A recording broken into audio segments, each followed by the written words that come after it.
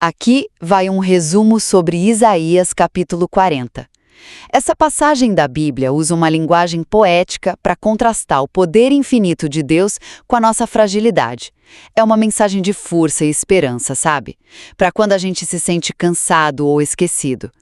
Primeiro, a gente tem a perspectiva divina sobre a fragilidade humana. A passagem descreve Deus lá no alto, acima do círculo da terra, vendo a gente como se fôssemos gafanhotos. E o poder dos governantes? É super passageiro, como uma planta que mal cria raiz e o vento já leva embora como palha. Segundo, o poder incomparável do Criador. O texto pergunta: a quem vocês podem me comparar? A resposta está lá no céu. Deus é apresentado como Criador das estrelas, que ele comanda como um exército, chamando cada uma pelo nome. E o motivo de nenhuma faltar: a sua imensa energia dinâmica e o seu atemorizante poder. E por último, a mensagem vira uma fonte de força para os cansados. Ela fala direto com quem se sente ignorado e reafirma que Deus, o Criador eterno, nunca se cansa. A ideia é que ele dá poder a quem está cansado. Enquanto até os jovens tropeçam, quem espera em Deus recuperará as forças, vai voar alto como as águias e correr sem se esgotar. Ou seja, Isaías 40 usa a grandeza do universo para garantir que o poder de Deus é uma fonte de força sem fim para quem se sente fraco. Isaías, capítulo 40. Consolem, consolem o meu povo, diz o seu Deus. Falem ao coração de Jerusalém e anunciem que ela já cumpriu o seu serviço obrigatório, que a sua culpa foi paga. Ela recebeu da mão de Jeová a plena retribuição por todos os seus pecados. A voz de alguém está clamando no deserto. Preparem o caminho para Jeová. Façam no deserto uma estrada reta para o nosso Deus. Que todos os vales sejam aterrados e que todos os montes e colinas sejam nivelados. O terreno acidentado se tornará plano e o terreno irregular uma planície. A glória de Jeová será revelada, e todos a verão, pois a boca de Jeová falou isso. Escute, alguém está dizendo, proclame. Outro pergunta, o que devo proclamar? Todos os homens são como a relva, toda a sua lealdade é como a flor do campo. A relva seca, a flor murcha, porque o sopro de Jeová passa sobre elas. De fato, as pessoas não são nada mais do que relva. A relva seca, a flor murcha, mas a palavra do nosso Deus permanece para sempre.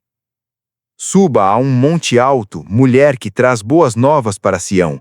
Levante bem alto a sua voz, mulher que traz boas novas para Jerusalém. Levante-a, não tenha medo. Anuncie às cidades de Judá, aqui está o seu Deus. Vejam, o soberano Senhor Jeová virá com poder, e ele governará com o seu braço. Vejam, a recompensa que ele dá está com ele, e diante dele está o salário que ele paga. Como um pastor, ele cuidará do seu rebanho.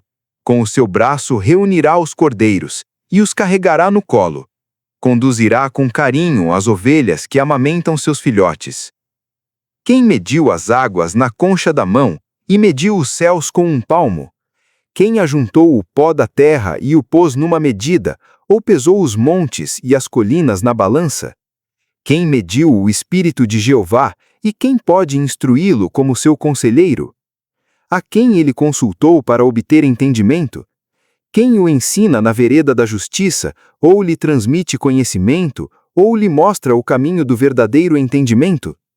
Vejam, as nações são como uma gota num balde, e são consideradas como a camada fina de pó na balança.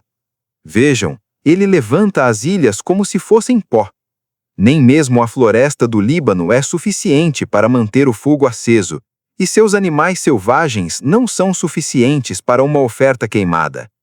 Diante dele, todas as nações são como algo inexistente. Ele as considera como nada, como algo sem valor. Com quem vocês podem comparar Deus? A que imagem podem assemelhá-lo? O artesão faz um ídolo de metal fundido, o ourives o reveste de ouro e fabrica correntes de prata. Ele escolhe uma árvore que não apodreça e procura um artesão hábil para fazer uma imagem esculpida que não caia. Será que vocês não sabem? Vocês não ouviram? Não lhes foi revelado desde o início? Não compreenderam desde que os alicerces da terra foram lançados? Há alguém que mora acima do círculo da terra, e seus habitantes são como gafanhotos. Ele estende os céus como um véu fino e os estica como uma tenda para morar. Ele reduz governantes a nada e faz dos juízes da terra algo sem valor. Mal são plantados, mal são semeados, seu broto mal lançou raízes na terra, e um sopro os resseca, então o vento os leva embora como a palha. Com quem vocês podem me comparar? Quem é igual a mim? Diz o Santo. Ergam os olhos para o céu e vejam. Quem criou estas coisas? Foi aquele que as faz sair como um exército, por número. Ele as chama todas pelo nome. Por causa de sua imensa energia dinâmica e do seu atemorizante poder, não falta nem sequer uma delas. Por que você diz, ó Jacó, e por que você fala, ó Israel, meu caminho está escondido de Jeová, e Deus não faz justiça para mim? Será que você não sabe? Será que não ouviu? Jeová, o Criador das partes mais distantes da terra, é Deus por toda a eternidade. Ele nunca se cansa nem fica exausto. Seu entendimento é insondável. Ele dá poder ao cansado e enche de vigor aquele que está sem forças. Até os jovens se cansam e ficam exaustos, e rapazes tropeçam e caem. Mas os que esperam em Jeová recuperarão as forças, voarão alto como as águias, correrão e não ficarão exaustos, andarão e não se cansarão.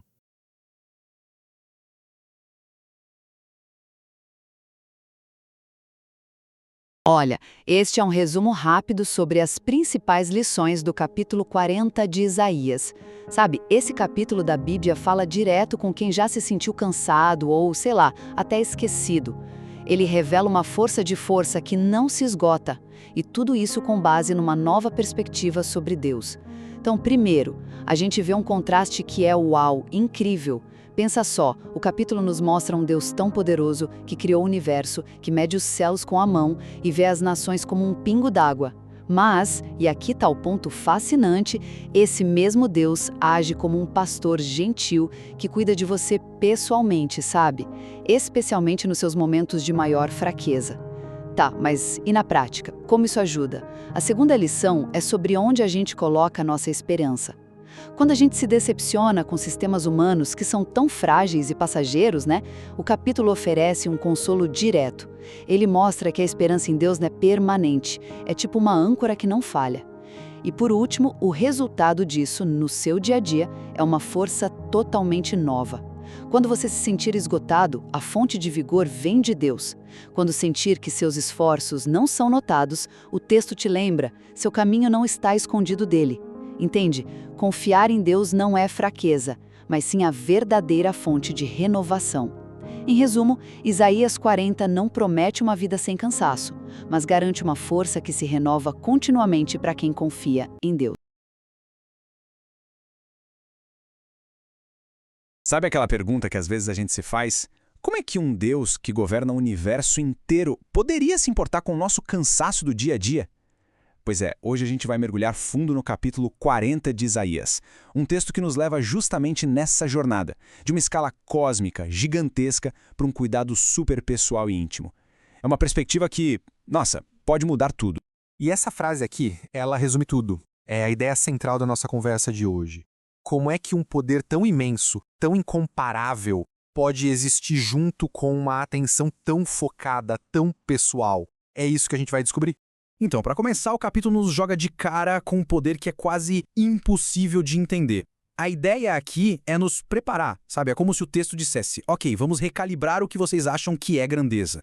O que é mais fascinante aqui é o jeito que o texto usa coisas da nossa escala, da escala humana, para descrever um controle total sobre o cosmos. Pensa bem, medir as águas na mão, marcar os céus com um palmo, é uma forma muito poética de mostrar que, olha, absolutamente nada está fora do alcance dele.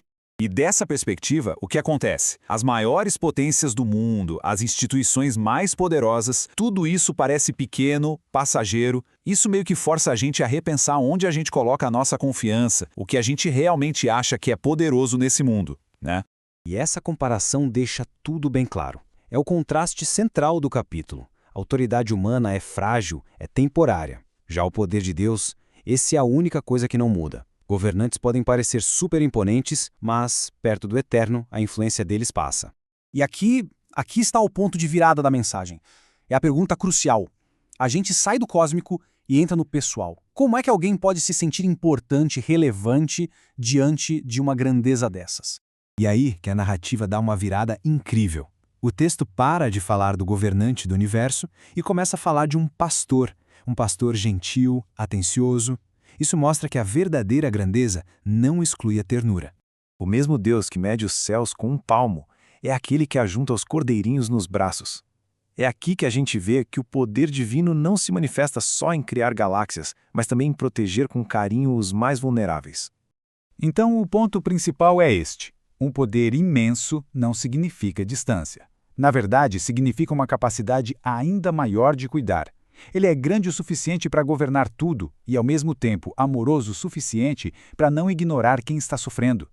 E o texto é muito realista. Ele não ignora que a gente se cansa, que a gente tem lutas. Pelo contrário, ele aborda isso de frente. Ele reconhece que até os jovens, os mais fortes, chegam no seu limite.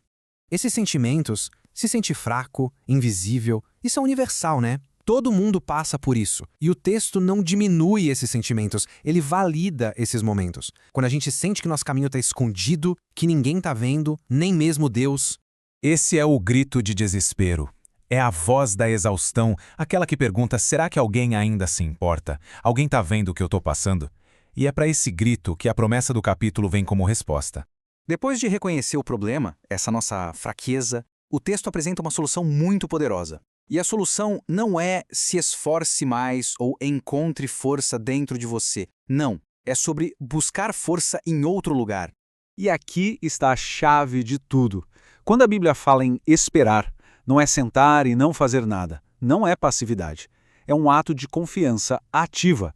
É a gente parar de depender da nossa própria força, que a gente sabe que acaba, e passar a depender da força dele, que é inesgotável. Certo. Mas e na prática? O que acontece quando a gente se sente no fundo do poço, sem força nenhuma? A resposta do texto é direta. A força não vem de nós, é um presente. Ele dá vigor ao cansado justamente quando a pessoa sente que não tem mais de onde tirar. E é aquele sentimento de que ninguém nota nosso esforço, de que a nossa luta é solitária. A garantia que o texto dá é que ele está sempre atento, e ele é justo. Se sentir invisível não é a mesma coisa que estar abandonado. O nosso sofrimento não significa que Deus está ausente. E vamos ser realistas aqui. A promessa não é uma vida mágica, sem dificuldades, sem cansaço. Isso nem faria sentido com a nossa experiência, não é verdade? Então, o ponto crucial não é a ausência de luta, é a garantia de renovação.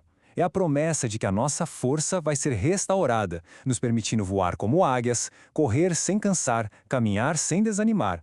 Acho que esse pensamento final amarra toda a jornada de Isaías 40, né? A verdadeira força não está em nunca se cansar, mas sim é aprender a confiar naquele que nunca, jamais, se cansa de nos sustentar.